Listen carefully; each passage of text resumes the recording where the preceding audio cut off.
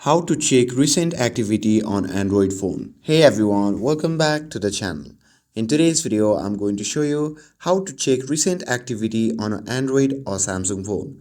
So without further ado, let's get started. So first thing first, open the settings app on your phone. And once you have opened it, simply scroll down and tap on option labeled Google. And once you are inside the Google services, simply tap on your profile name. After that, a tab will open. From there, tap on Manage your Google account. And once you are inside the Google account, simply tap on Data and Privacy tab. And from there, you can simply scroll down until you find the option labeled My Activity. And once you have found that, simply tap on it. And here on this page, you will see a detailed list of all your recent action, including app uses and wake activity.